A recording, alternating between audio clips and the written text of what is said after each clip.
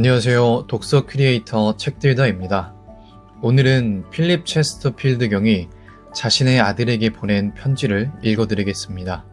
이 책의 영어 제목은 Lord Chesterfield's Letters to His Son. 한국어 번역 제목은 아들아, 시간을 낭비하기에는 인생이 너무 짧다 입니다. 필립 체스터필드는 18세기 영국의 유명한 정치가이자 외교관이었습니다. 그는 아들에게 오랜 기간 편지를 보내며 자신이 깨달은 인생의 지혜를 전해주었습니다.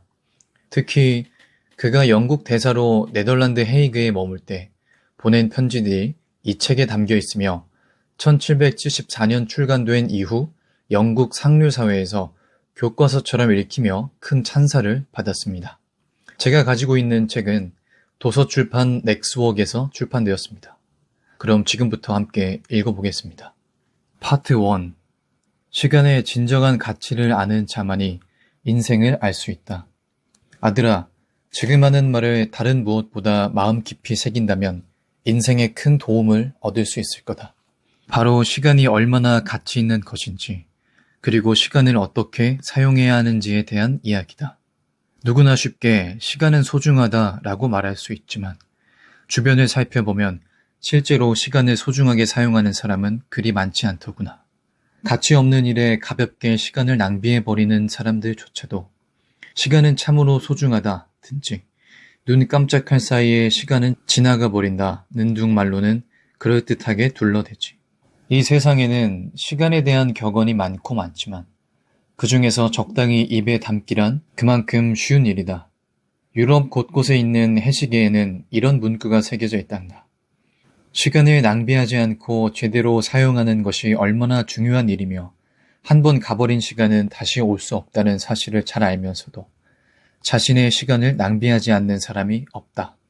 그래, 정말 시간의 중요성에 대해서는 말하고 또 말해도 아깝지 않단다. 그런 점에서 너의 태도를 살펴보았어. 다행히도 너는 시간의 소중함을 잘 알고 있는 것 같더구나. 시간의 소중함을 아느냐 모르느냐에 따라 그 사람의 인생은 하늘과 땅만큼 달라질 거야. 그러니 시간에 대해 올바른 생각과 태도를 보인다는 것은 인생에서 그 무엇보다 중요한 일이지. 어떻게 하면 시간을 잘 사용하는 것인지, 혹은 잘 사용하지 못하는 것인지, 시시콜콜 말하지는 않으려고 한다. 그렇지만 너의 기나긴 일생 중 어느 한 시기, 즉 앞으로 2년 동안 시간을 어떻게 사용할 것인가에 대해 몇 가지 교훈을 주고 싶구나. 지식의 기반을 다져야 한다. 먼저 사회에 첫 발을 내딛기 전까지는 우선 지식의 기반을 다지는 일에 힘쓰는 것이 좋을 것이다. 그렇지 않으면 네가 뜻하는 대로 인생을 살아가기 쉽지 않을 수 있기 때문이지. 다양한 배움을 통해 얻게 된 지식은 내 나이쯤 되어서는 삶의 휴식처가 되기도 하고 피난처가 되기도 한단다. 나는 퇴직 후에도 항상 책을 가까이 하며 살아가려고 한다.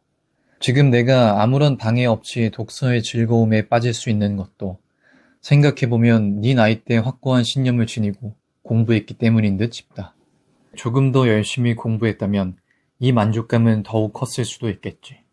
이렇게 세상의 속박을 떠나 자유로운 마음으로 독서에서 삶의 평온함을 얻을 수 있다는 것이 얼마나 소중한지 모른다. 그런 의미에서 젊었을 때 어느 정도 지식을 쌓아둔 것이 정말 다행이라고 생각한다. 그렇다고 해서 놀았던 시간이 무조건 헛되다는 뜻은 아니다. 논다는 것은 모든 젊은이의 욕구이며 때로는 삶의 의욕을 북돋워 주기도 하니깐 말이다. 나도 네 나이 때에는 마음껏 놀았다. 만약 그 시기에 전혀 놀지 않았다면 논다는 것을 잘못 판단하게 되었을지도 모를 일이지. 원래 사람들은 자기 모르는 일에는 유난히 더 흥미를 갖게 되잖니? 다행히도 나는 네 나이 때 마음껏 놀았기 때문에 논다는 것이 어떤 것인지 잘 알고 있으며 후회하지도 않는다. 일을 실제로 해보지 않고 겉으로만 보는 사람은 그 일을 잘 모르는 탓에 나도 한번 해보고 싶다 라고 생각하겠지만 실제로 경험해본 사람은 그 일에 대해 미련이나 아쉬움이 남지 않거든. 다행히 나는 일하는 것에도 노는 것에도 능했다. 지금 생각해보면 정말 잘한 일이지. 그런데 내가 후회하는 일이 딱 한 가지가 있다. 그것은 바로 젊은 시절 미래에 대해 진지하게 생각하지 않고 시간을 나태하게 흘려보낸 것이다. 열심히 일한 것도 논 것도 모두 좋은 경험이 되었지만 미래에 대한 뚜렷한 계획이나 생각 없이 지낸 것은 정말 아쉬움으로 남는다. 너의 인생에서 앞으로의 2년은 정말 중요하다. 이 시간을 가치 있게 보낸다면 남은 수십 년은 전혀 다른 삶이 되겠지.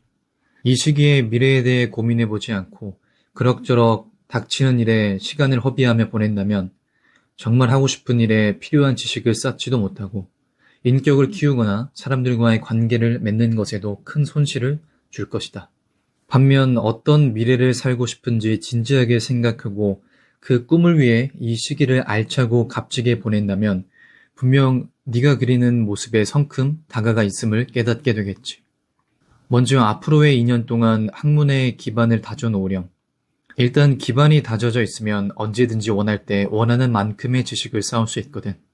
다시 말해서 스스로 생각하는 습관, 사물을 바라보는 눈, 사건을 해석하는 시각, 판별하고 비판할 수 있는 능력 등이 생기도록 학문의 기초를 다져야 해. 지금처럼 배우기 좋은 젊은 시절에 이러한 기초를 닦지 못하면 정작 지식이 필요한 시기에는 지식을 쌓는 자신만의 방법도 습득하지 못한 채 학문의 기초부터 쌓으려고 아등바등하게 될 거야. 이미 늦은 셈이지. 만약에 글자를 읽지 못하는 사람이라면 책을 통해 물리학에 대한 지식을 얻을 수 없을 거다. 물리학에 대한 지식을 쌓고 싶다면 기본적으로 글자도 읽을 수 있어야 하며 수학에 대한 지식, 과학 전반에 대한 이해도 있어야 한단다. 그런 면에서 학문의 기초를 다진다는 것이 얼마나 중요한지 이해할 수 있겠지? 네가 일단 사회에 발을 디딘 후에는 책을 많이 읽으라고 말하지 않을 것이다. 현실적으로 막상 사회인이 되면 그럴 만한 시간적인 여유가 없거든. 설령 시간이 있다고 해도 지금처럼 지식을 쌓는데 많은 시간을 보낼 수 없을 거다. 그러니 너의 인생에서 가장 좋은 면학의 시기는 바로 지금이다. 지금처럼 아무런 방해도 없이 마음껏 지식을 축적할 수 있는 시기가 또 오지는 않거든. 물론 좀 더 나이가 든 후에도 배움의 시기를 갖는 사람들이 있다. 그러나 뒤늦게 배우려면 가정을 부양할 책임, 사회적 위치, 나이에 관한 부담 등 여러 가지 책임지고 신경 써야 할 일이 너같이 젊은 사람보다 훨씬 많을 거다. 그러니 지금이 배우기에는 가장 적합한 시기다. 때로는 책상 앞에만 앉아 있으려니 짜증이 날 테지. 그럴 때는 이렇게 생각해봐. 그래, 어차피 인생에서 한 번은 통과해야 할 일이다. 젊어서 통과하느냐, 좀 더 나이 들어서 통과하느냐의 문제일 뿐이야. 지금 견뎌내는 만큼 인생의 목표에도 그만큼 빨리 도달할 수 있다. 이 배움의 시기에서 빨리 자유로워지느냐, 그렇지 못하느냐는 네가 어떻게 시간을 활용하는가에 달려있다. 사회에 발을 디딘 후에는 책에만 몰두하기란 불가능하며 때로는 부적절하다는 것을 명심해라.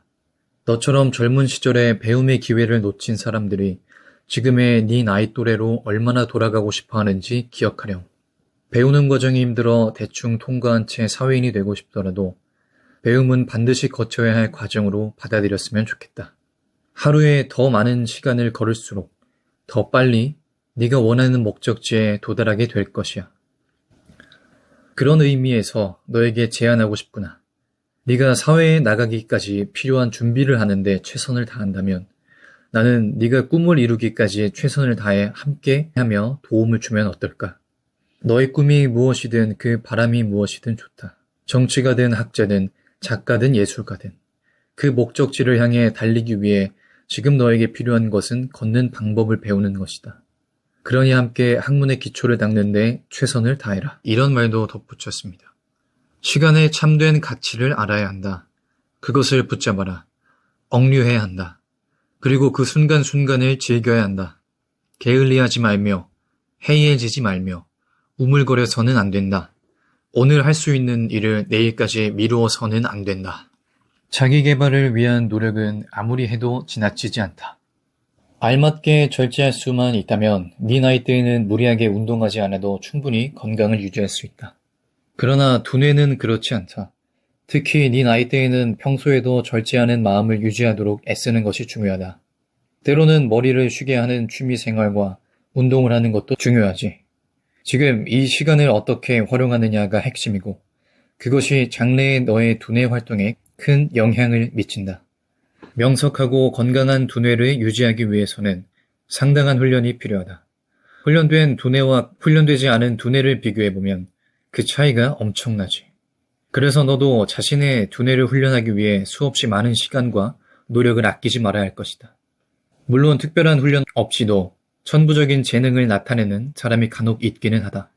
하지만 좀처럼 일어나지도 않는 일을 기대하면서 요행만 바라고 있을 수도 없는 노릇이잖니. 만일 그러한 천부적인 재능의 훈련까지 보태진다면 더 위대하게 될 것은 자명한 일이지. 따라서 늦기 전에 지식을 쌓을 수 있도록 노력을 아끼지 말아야 한다. 다시 한번 너 자신을 냉정하게 돌아보려. 너에게는 아직 특별히 성공할 만한 지위나 재산이 있는 것도 아니다. 나 역시도 평생 너에게 힘이 되어주지는 못할 거다. 네가 성인이 되어 사회에 진출할 때쯤에는 이미 나도 은퇴를 한 이후일 테니 말이다. 그렇게 된다면 너는 무엇을 의지하고 무엇에 기대겠니? 너에게 있는 것은 너 자신의 능력이다. 살다 보면 이렇게 말하는 사람들이 많더구나.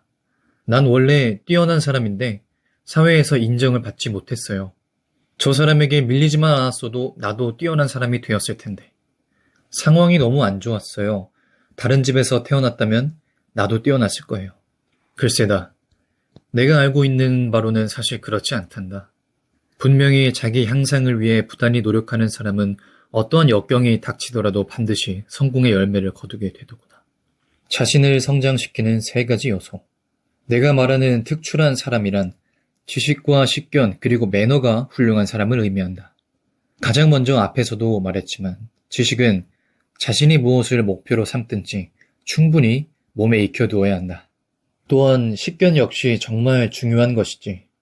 아무리 지식을 쌓았다고 한들 사물을 분별할 수 있는 눈인 식견이 없다면 지식을 헛되게 쌓은 것이다. 식견이 없는 사람은 다른 사람이 하는 말에 쉽게 속거나 잘못된 일에 휩쓸리기 쉽지. 식견을 갖지 못한 사람은 결국 쓸쓸하게 허무한 인생을 살게 된단다. 젊은 시절 똑똑해 보이던 사람도 식견이 없어 결국 중년 이후 초라하게 허물어지는 사람들도 많다. 매너는 너의 입장에서 보면 앞서 제시한 3가지 요소들 가운데 가장 사소한 것처럼 보일지도 모른다. 그렇지만 특출한 사람이 되기 위해서는 빼놓을 수 없는 요소다. 그 사람의 매너에 따라 지식이나 식견이 더 빛나기도 하고 흐려지기도 하니까. 그리고 사람의 마음을 매료시키는 것도 어쩌면 지식이나 식견보다 매너에 의한 경우가 더 많은 것 같다. 사람들은 상대방을 배려하고 상대방을 존중해주는 매너를 가진 사람에게 호감을 느낀다. 그러므로 매너가 좋은 사람 주변에는 사람들이 모여들지. 지식은 배움과 관련이 있다. 그리고 식견은 그 배움을 활용하는 지혜와 관련이 있다. 마지막으로 매너는 관계와 관련된 문제다. 다른 사람들과 맺는 관계는 너의 삶에 아주 큰 영향을 미칠 수 있다. 기회가 있을 때마다 내가 써보낸 사연들, 그리고 앞으로 써보낼 글에 대하여 진지하게 귀를 기울여라. 그것들은 내가 지금까지 살면서 오랜 경험 끝에 얻어낸 소중한 지혜의 산물이다. 무엇보다도 너에 대한 나의 애정의 표시이기도 하지. 나는 아들이 아닌 다른 사람에게는 이렇게 조언할 수 없을 거다. 때로는 이해가 되지 않을 때에도 나의 말을 심사숙고하고 귀 기울여 따른다면 언젠가는 나의 조언이 헛되지 않았음을 깨달을 날이 반드시 올 거다.